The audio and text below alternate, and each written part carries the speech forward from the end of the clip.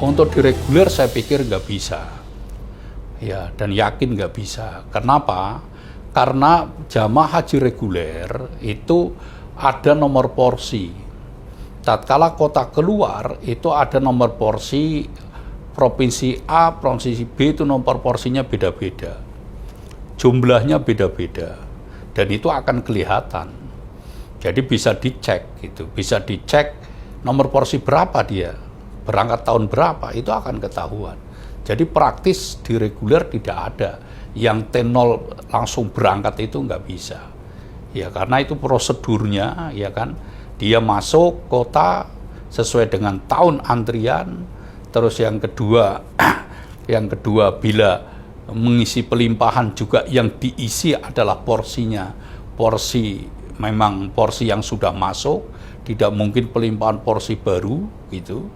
Ya, termasuk kalau penggabungan juga ada persyaratan dan lain sebagainya.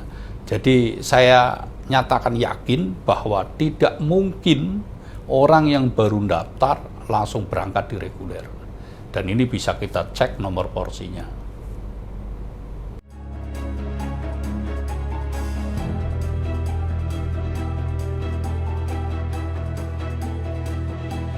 Tadi saya katakan bahwa cadangan itu sebenarnya urut porsi, ya kan? Cadangan urut porsi. Jadi cadangan itu urut porsi di masing-masing provinsinya. Nah, kenapa nanti dalam pengisiannya tidak urut porsi? Karena tidak semua orang dia senang masuk cadangan, tapi tidak semua jamaah itu siap berangkat. Ya, dia senang melunasi cadangan karena prinsipnya saya udah lunas nih. Tapi tidak semua siap berangkat. Nah, tatkala ada yang seat kosong, daerah memanggil cadangan, langkah pertama sesuai dengan nomor urut. Nah, nomor urut ini macam-macam, karena ada, ya kan, porsi kabupaten, ada provinsi, ada porsi provinsi. Kalau porsi kabupaten, ya mungkin karena baginya di kabupaten, dia bisa kebagian semua.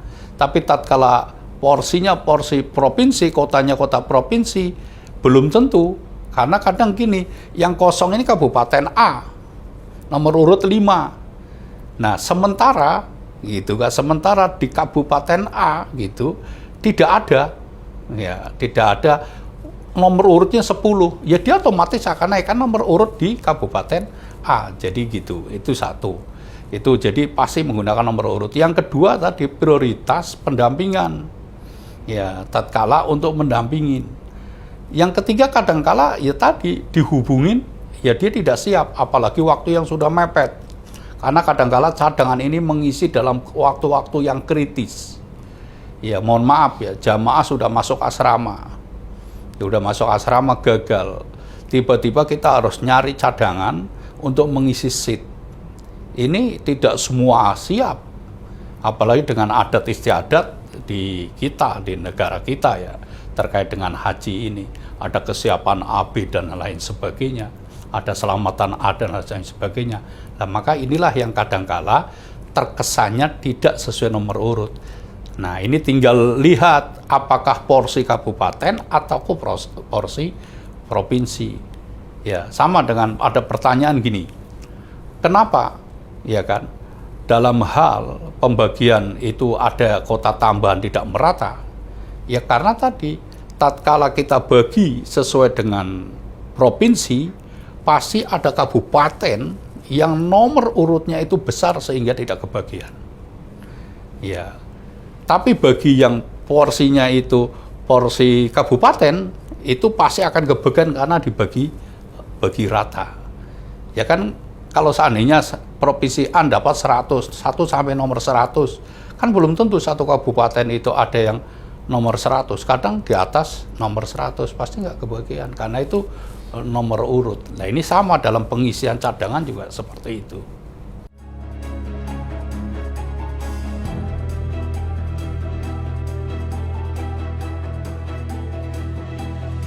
Jadi gini, proses pelunasan jamaah haji kita biasanya menggunakan 2 tahap. Ini sesuai dengan Undang-Undang Nomor 8 Tahun 2019. maupun di dalam PMA 2000 PMA 13 ya tahun 2021. Nah, di dalam pelunasan jamaah haji ini di tahap pertama itu praktis sesuai dengan nomor urut, terus prioritas lansia, nah, terus KBIU, terus PHD. Praktis ini di pelunasan di tahap pertama. Nah, namun di dalam pelunasan ini kita selalu ada cadangan lunas. Nah, cadangan lunas ini data yang kita ambil dari nomor urut sebenarnya.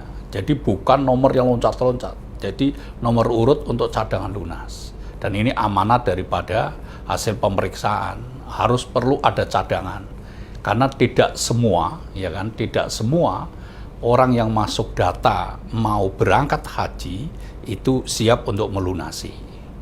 Nah, tatkala nanti setelah pelunasan tahap pertama selesai, nah kita akan buka tahap kedua. Nah, tahap kedua ini tentunya kenapa kita beri kesempatan juga tahap kedua? Karena di dalam proses tahap pertama ada yang gagal sistem. Ya, ada yang kadangkala ya tidak siap dan lain sebagainya.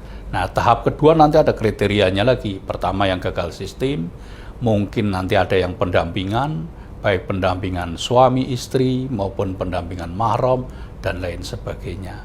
Nah, cadangan ini terus membackup sehingga nanti tatkala selesai, maka ini cadangan akan naik karena udah sesuai dengan nomor urut. Cadangan akan naik untuk menutupi kota nasional. Nah, kalau sudah terpenuhi kota nasional, terus cadangan masih ada yang cadangan lunas, ini juga untuk membackup tatkala pengisian kloter. Karena ingat, tatkala proses pengisian kloter, ini juga ada beberapa jamaah yang sudah siap berangkat, akhirnya gagal. Seperti jamaah yang sudah masuk asrama, tinggal berangkat itu gagal. Maka inilah cadangan naik sesuai dengan nomor urut. Terus yang kedua, mungkin karena sakit. Ya, sakit, suami sakit, istri ikut dampingi, nggak ikut jadi berangkat. Nah, ini juga nanti akan mengisi. Nah, dalam pengisian cadangan naik ini, pertama sesuai dengan nomor urut. Ya, yang kedua kita prioritaskan orang yang pendampingan, gitu. Nah, ini yang harus kita isi. Terus selanjutnya juga isi masih sama satu provinsi. Maka ini yang jadi persoalan itu kan ngisi itu harus masih satu provinsi, bukan di luar provinsi. Jadi kalau cadangannya Jawa Barat yang gagal nggak berangkat, maka yang ngisi otomatis dari provinsi Jawa Barat. Nah, inilah pentingnya, urgennya, kenapa kita buka peluang cadangan lunas. Karena prinsipnya cadangan lunas adalah nomor urut berikutnya yang akan berangkat di tahun berikutnya. Dan bila cadangan lunas ini tidak terbawa di tahun berjalan, maka otomatis ini akan menjadi prioritas pertama untuk berangkat di tahun berikutnya tatkala kota itu muncul lagi. Jadi ini istilah bahasanya ya untuk mengantisipasi agar penyerapan kota nasional ini bisa terserap secara maksimal.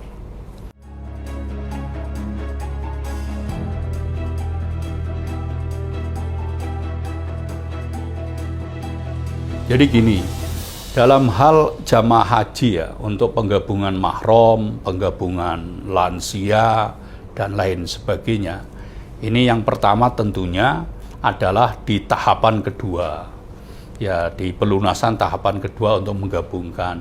Bagaimana cara ingin menggabungkan? Yang pertama, jamaah yang mau digabung atau jamaah yang bisa menggabung itu adalah jamaah yang sudah lunas. Jadi kalau jamaah belum lunas itu tidak bisa narik menggabung, itu nggak bisa. Jadi jamaah lunas dulu di tahap pertama, seorang suami lihat lunas, istrinya bisa ditarik. Nah, tatkala menarik itu syarat pertama yang jelas itu adalah bahwa yang bersangkutan adalah sudah 5 tahun. Antrian minimal itu 5 tahun, mikotnya itu 5 tahun. Jadi kalau seorang suami menarik istri udah daftar 5 tahun. Begitu udah 5 tahun bisa digabung. Caranya gimana?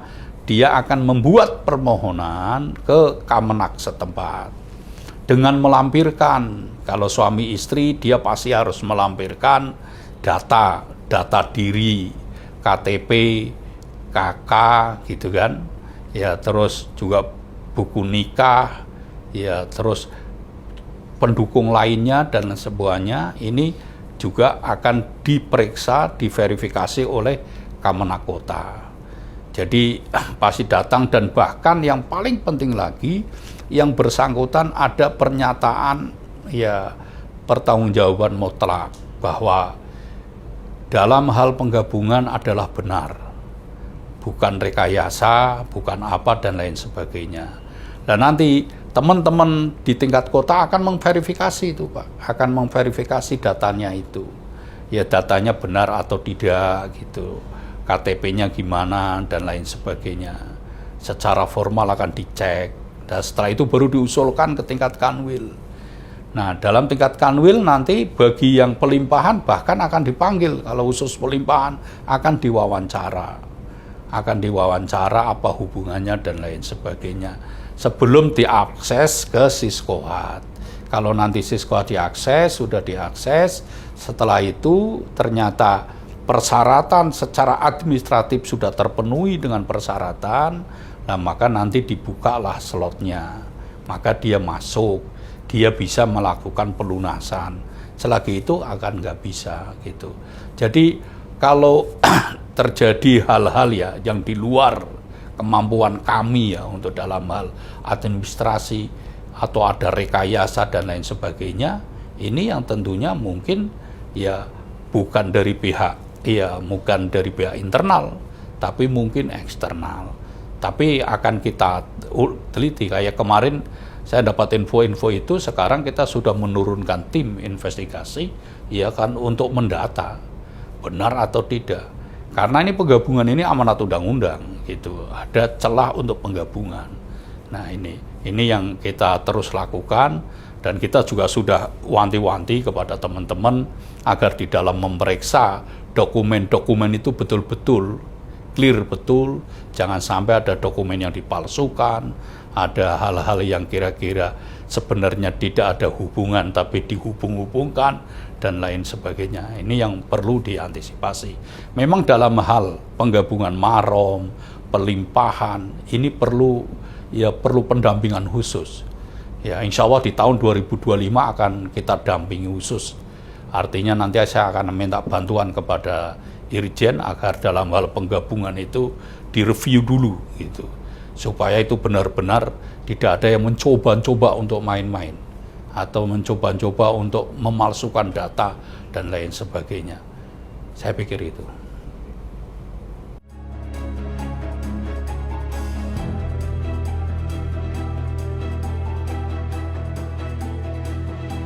Ya, jadi gini, kita ada asuransi. Jadi asuransi jamaah haji kita itu, di dalam hal asuransi ada asuransi jiwa.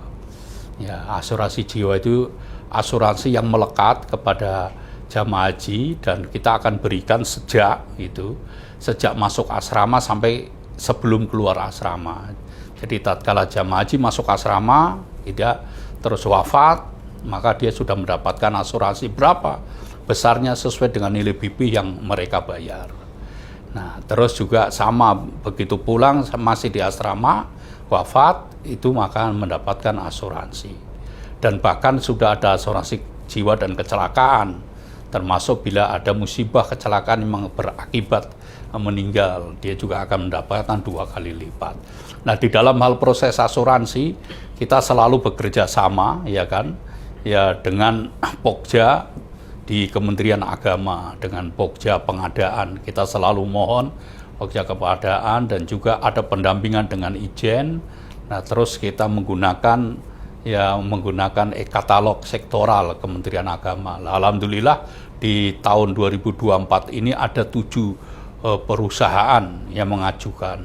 Setelah itu kita seleksi, terus terjadi dialog, wawancara dan lain sebagainya, dan kita memilih mana yang kira-kira gitu kan, yang kira-kira memenuhi standar, memenuhi syarat, dan penawarannya juga sesuai dengan hal itu, dan itu semua dilakukan oleh tim. Dan alhamdulillah ini udah berjalan dengan baik, dan bahkan sekarang proses juga udah selesai dan asuransi ini udah berjalan dengan baik.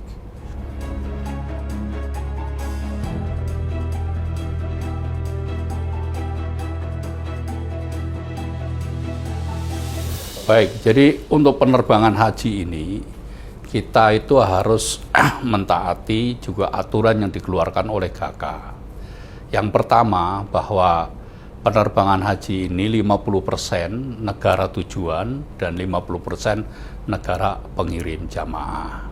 Jadi, terus yang kedua, maskapai nasional, sama-sama nasional. Terus yang ketiga, maskapainya yang tidak transit, tapi yang langsung ke Arab Saudi. Nah, sehingga di dalam penentuan maskapai kita selalu membuka secara umum.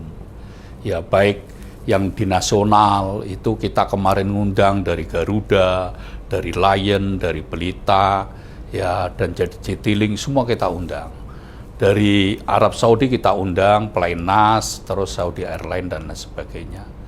Nah, setelah itu kita adakan seleksi, dan ternyata hanya 2 yang memenuhi syarat. Setelah dengan Kementerian Perhubungan ya diadakan pemeriksaan seleksi berkas sesuai dengan ketentuan di dalam penerbangan jamaah haji. Nah, di dalam hal maskapai ini juga gitu, kita juga melihat terkait dengan embarkasi, bahwa kita punya 14 embarkasi, 13 bandara. Nah, inilah kenapa kita menggunakan pesawat yang berbeda-beda. Kemarin ada 747, ada 777, Airbus 330. Nah, ini sesuai dengan kapasitas dan kemampuan keramahan daripada bandara yang di Indonesia yang untuk pemberangkatan tersebut. Nah, ke depan tahun 2025 ini ya kan, kita ingin nanti kita menggunakan pesawat yang kira-kira pesawat yang sudah ya pesawat yang lebih baru lagi. Kayak 747 kemungkinan udah tidak akan kita pakai, tapi kita akan menggunakan pesawat yang 777 dan Airbus 330. Nah, ini agar nanti keseimbangan di masing-masing embarkasi di dalam ya jamaah itu bisa terukur dengan baik. Nah, inilah yang harus kita pahami bersama, bahwa penerbangan ya haji ini beda dengan penerbangan yang lain, karena kita membawa jamaah yang tentunya harus keamanannya lebih, dan yang kedua juga kita melihat keramahan daripada di masing-masing embarkasi.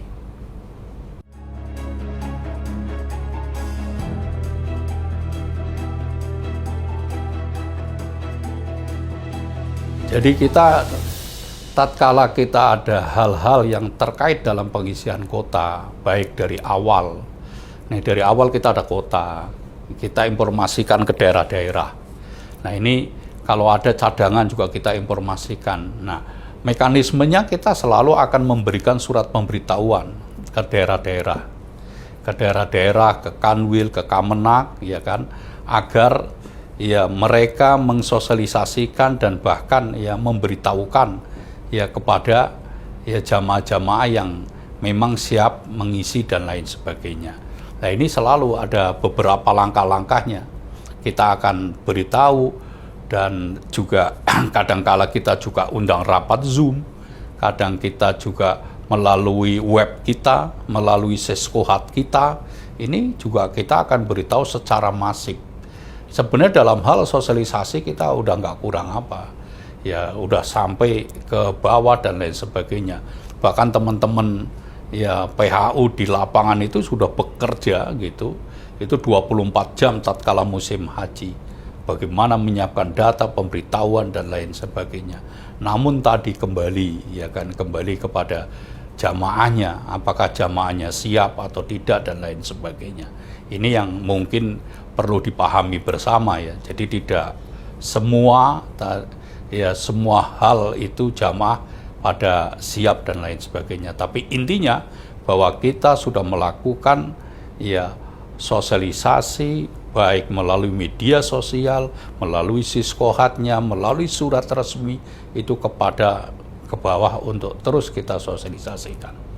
Sampai jemput bola.